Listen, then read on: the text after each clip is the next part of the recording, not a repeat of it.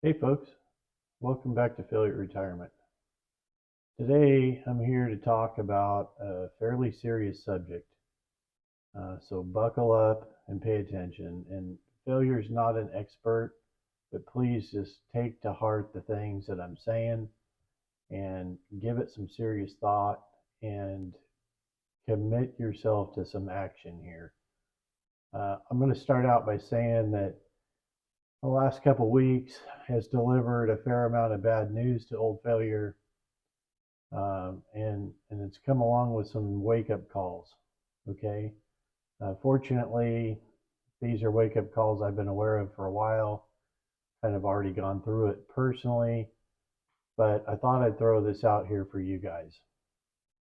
So the first thing that happened here in the last couple months, one friend of mine, um, he's realized and finally got his mother to admit that she has some serious cognitive decline happening.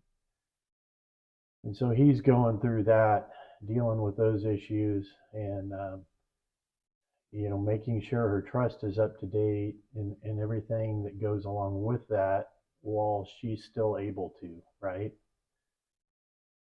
Wow, the flying beasts are thick again today. Anyway, and then the next thing that happened, a friend of mine passed away, got sick, short illness, roughly 2 weeks, 48 years old, passed away. Horrible, a horrible deal. And then failure found out last night, got a phone call from an old friend, and found out that one of his friends from years and years back is suffered a stroke, 62 years old, single, never going to be able to live on his own again. So he's dealing with some serious issues. So I've got three things here really, and there's really more to it than the three. And I may have to do a separate video on more of them just in the interest of time. But the three things I want you to seriously consider, if you haven't done something about these three things already, I can assure you that you need to. And this goes for all of us guys, especially, that are my age or close to it. I know what my demographic is here on YouTube. It's like 50 to 65 or something is my top audience, right? And part of the reason some of you are watching me is honestly, we're all staring at retirement. It's getting closer and closer every day. A few of us are already there. And this isn't necessarily retirement planning.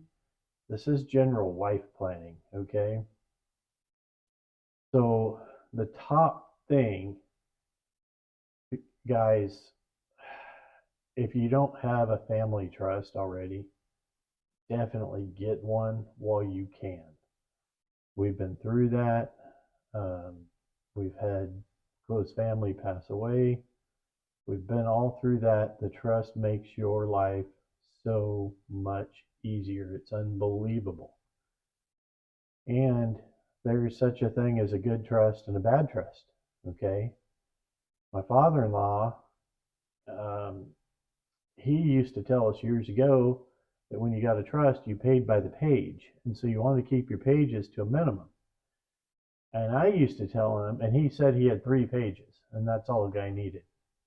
And I told him I must be just fresh off the boat because I'm some kind of fool. I got like 30 pages in mine. And he'd be like, "Oh my God, you stupid kids. Oh my gosh. Oh, they took your money." Well, at the end of the day, he had to have his redone at like the 11th hour. And I won't get into all that right now, but that was some joy. So, come to find out, you need more than 3 pages. Okay, you need to have a medical power of attorney. You need to have medical directives. And this is, a lot of this goes to you get down to the end of the game, guys, and you're in the hospital. HIPAA laws nowadays, the doctors won't necessarily talk to your family. I'm gonna have to get this bird out of here. anyway, HIPAA laws, the doctors won't necessarily talk to even your immediate family. So you're there in bed, you can't necessarily make decisions for yourself at this point. And the doctors, they don't want nothing to do with you. They don't want nothing to do with immediate family, is what I'm trying to say. So it's a struggle. But if you have medical power of attorney, then whoever that appointed person is can talk to the doctor freely and openly, make the important decisions that need to be made. Like, this stuff is a game changer. Trust me on that. You got to have that medical power of attorney. Somebody needs to have that for you. You got to have your medical directives that say, what's going to happen. What do you want done? If you are not able to make a decision for yourself, you want to be a vegetable in a bed on life support for the next 5 or 10 years? Or do you want to decide, is it okay to pull the plug? These are all things, it's up to you, but I'm telling you, you need to have that organized. You need to have it on paper. You need to have it where people can find it. The people you're going to give your medical power of attorney to need to know this in advance. Trust me, this is important, okay? And then also a living will. Make sure that that's in your trust as well. And that's just a start on the trust, fellas. Like, get yourself a good trust attorney. The bird's back. Get yourself a good trust attorney and let them do their job, okay? Let them do your job. Make sure it's more than 3 pages, okay? Should be anywhere from probably 10 to 30, 40 pages, honestly. I don't really think you pay by the page, okay? I think there's such a thing as getting a proper trust done and getting a poor trust done on the cheap, okay? So just get your trust in order. I don't care how old you are. Get it in order and do it. Get it done this month. Get it done next month. Make it happen if you don't already have one. Okay? So the next thing, sorry, I got some notes here because I got to make sure I get this right. The next thing is make sure that you have your medical coverage in order.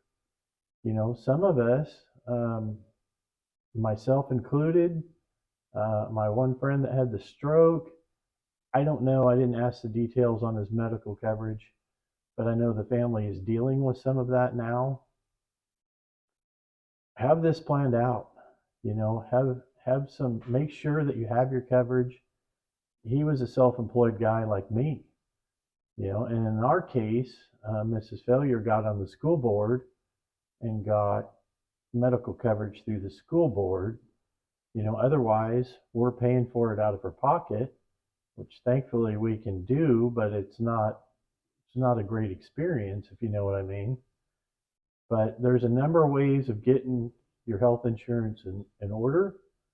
And this is especially important for those of us who are anywhere from, I'm just going to say 55 to 65. This is your gap, between when you stop working, or if you're self-employed, and when you can get on the Medicare. You got to be super careful about how you plan that out up until you can get on the Medicare. And even then, I think I'm not a health insurance expert, okay? But I think there's policies you can get to supplement the Medicare, and you may want to look at that. But I can tell you, you don't want to get all the way out, to 60 years old and have some major medical thing happen to you. Maybe even get the cancer or something, and then all of a sudden, all your savings are gone to the doctors. Like, you don't want that. So make sure you have a plan. Make sure you have that dialed in, okay? Super, super important. And then the final thing I'm going to talk about today, and again, this is in the interest of time. I'm probably going to end up doing a follow-up video or 2 on this subject. It's that important. But the final thing I want to talk about today is just simplify your life. Think of your kids, think of your heirs, and think about, what are they going to be faced with? If all of a sudden you tip over tomorrow, Can they step into your shoes and figure out everything you got going on? And how long is that going to take? How many rabbit holes are they going to go down looking for something, looking for some document, looking for your trust, right? Where do you keep that? Is it obvious? Tell your kids, tell somebody where that is. Okay? Have it in a safe, in a file cabinet, have it clearly marked. Show your kids where that is. Uh, Failure and Mrs. Failure, we did that about 2 years ago. That's when we had our most serious wake up call, and we called the kids in. We had them come over the house. We handed them each a notepad and a pen and told them take notes because this is going to get real in a hurry. And we sat down and we went through where the trust is kept, where our bank accounts are, where our investments are, the passwords to our computer, the safe, the combination for the safe. We went through all of that stuff.